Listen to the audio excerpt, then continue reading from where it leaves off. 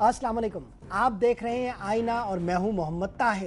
New York کے ایک یہودی خاندان میں 14 مئی 1984 کو پیدا ہونے والا مارک زکربرگ تصور بھی نہیں کر سکتا تھا کہ صرف 26 برس میں وہ دنیا کا سب سے کم عمر ارب پتی نوجوان ہوگا۔ $4 ملین کے نقد اثاثے رکھنے والا مارک سماجی رابطے کی ویب سائٹ فیس بک کا بانی ہے۔ ایک محتاط اندازے کے مطابق فیس بک سے حاصل ہونے والی آمدنی $1,10,03,800 ہے، جو فی صارف $2.39 کے تناسب سے دنیا بھر میں استعمال کرنے والے 46,09,22,100 صارفین کے ذریعے حاصل ہوتی ہے۔ اگر فی صارف $2.39 کے تناسب کا پیمانہ پاکستانی صارفین پر لاگو کیا جائے تو 23,59,620 پاکستانی صارفین سے فیس بک کو $56,39,491 کی آمدنی ہوتی ہے۔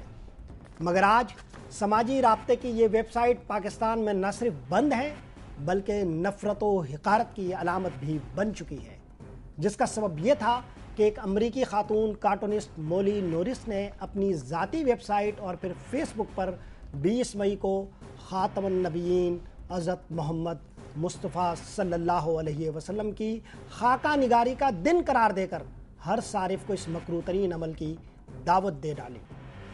پاکستان میں اس پر شدید رد عمل سامنے آیا۔ پھر اسلامک لائرز موومنٹ کی درخواست پر لاہور ہائی کورٹ کے جسٹس اعجاز احمد چودھری نے محکمہ مواصلات کو ہدایت کی کہ وہ پاکستان میں فیس بک تک رسائی کو روک دے۔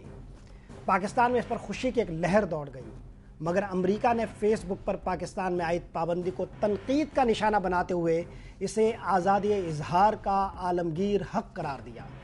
امریکہ سمیت تمام مغربی ممالک وقفے سے یہ مکروہ ترین عمل آزادی اظہار کے نام پر صدیوں سے جاری رکھے ہوئے ہیں۔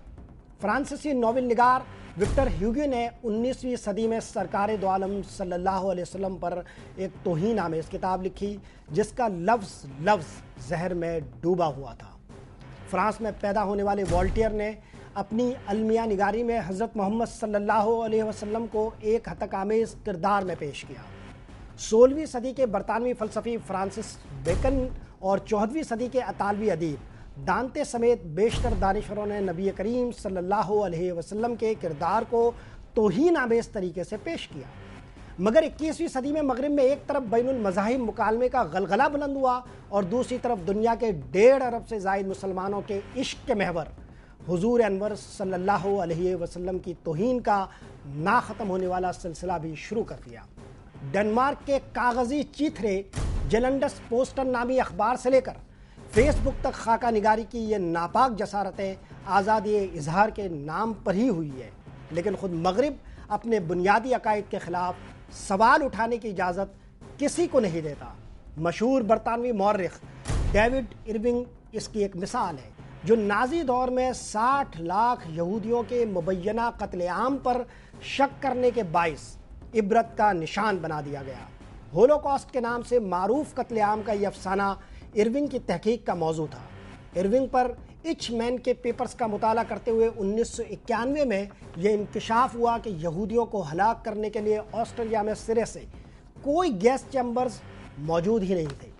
ارونگ کی یہ تحقیق آزادی اظہار کے نام پر مغرب میں برداشت نہیں کی گئی اور فروری 2006 میں صرف ہولوکاسٹ کے واقعے کو تسلیم نہ کیے جانے پر ڈیوڈ ارونگ کو ویانا میں صرف 1 دن کے ٹرائل کے بعد 3 سال قید کی سزا سنا دی گئی۔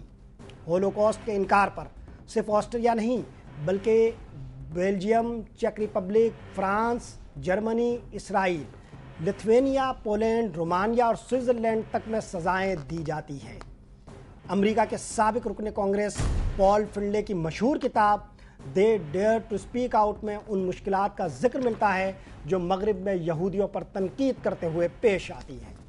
مغرب کے اسی تضاد کو واضح کرنے کے لیے ایرانی صدر محمود احمدی نژاد نے ہولوکاسٹ پر دنیا بھر کے خاکہ نگاروں کو 2006 میں خاکہ آرائی کی دعوت دی، جس پر ڈنمارک کے کاغذی چیتھرے جلنڈس پوسٹن نامی اخبار کے کلچرل ایڈیٹر فلیمنگ روز نے اعلان کیا تھا کہ وہ توہین رسالت پر مبنی خاکوں کی طرح ہولوکاسٹ کے حوالے سے بنائے گئے ان خاکوں کو بھی چھاپ دے گا۔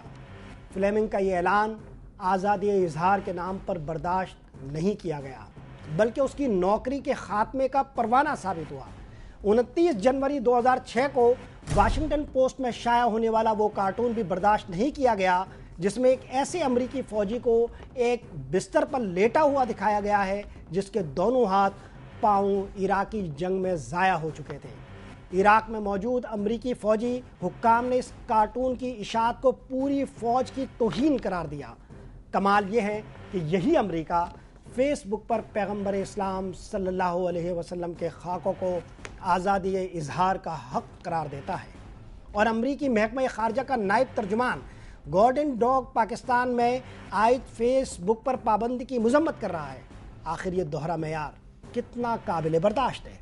آخر کیوں وقفوں سے 1.5 ارب مسلمانوں کے جذبات مجروح کر کے سرکار دو عالم صلی اللہ علیہ وسلم کے خاکوں کی اشاعت کا اہتمام کیا اور کرایا جاتا ہے؟ آخر مسلمان اس پر کوئی ٹھوس سائنٹیفک رد عمل طے کیوں نہیں کر پاتے؟ کیا فیس بک اور یوٹیوب پر پابندی اس مسئلے کا کوئی حل ہے؟ اور کیا اس پابندی سے علم اور ابلاغ کا سفر رک جائے گا؟